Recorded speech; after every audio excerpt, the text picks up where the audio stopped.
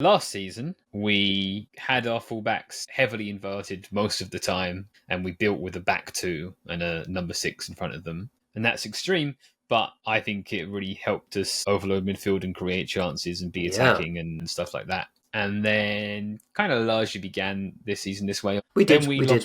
We lost 14 players to injury, and we're playing, Dragusin and a child and stuff like that for a while. And we started building up with our fullbacks positioned as regular fullbacks. And at the time I went, oh, that makes sense. Our centre-backs desperately need help progressing the ball. It's not like you've got Romero, who's one of the best passing centre-backs in the world, and you've got Van der Ven, who's one of the best carrying centre-backs in the world. As a combination, they need help. So we started building up wider, which meant that we were no longer overloading midfield, which took away a significant part of our tactical identity and was tough, but I got it. I understood the reasoning again there. By Thursday, and I appreciate the weekend slightly different, by Thursday, we had Romero and Van der Ven starting together, and we still built with our fullbacks deep and wide, and even, in fact, because of Bergvall and his nature, perhaps, also frequently drops the 6 in. So now we've gone from building with 2 outside the block to building with 3, 4, even 5 players outside the block. And this was the case against Fulham as well. And I'm not getting it. Maybe it's not about the centre-backs get available. Maybe it's a Spence thing. It's about wanting Spence to come pick up the ball from deep.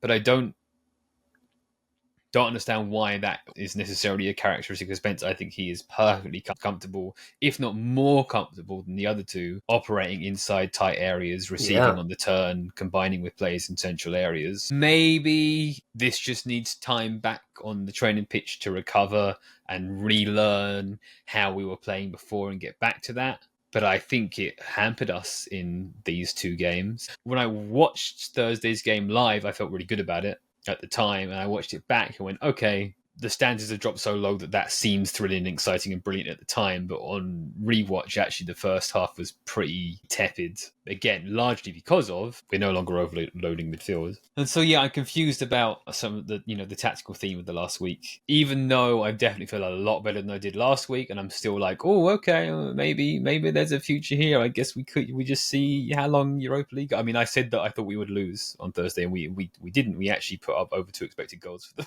first time in ages, right? And so I guess I'm in a sort of in-between kind of position on the coach now, but I'm really confused about some of the stuff that we're up to tactically this week, even though I feel better about the results, yes, but the performances. I think that we're unlucky to concede to Fulham and not put one up the other way. I thought we probably should have had a penalty. You'd like to see what you can do with the squad now that players have returned? Yeah, I'd like to see what you can do tactically. I mean, if things can change up over the international break. Okay, I see what you mean. So specifically what he can do on the training ground in the next 2 weeks. Yes, yeah. Despite the fact that half the players are missing. Yeah, well, not the English ones, except Solanke.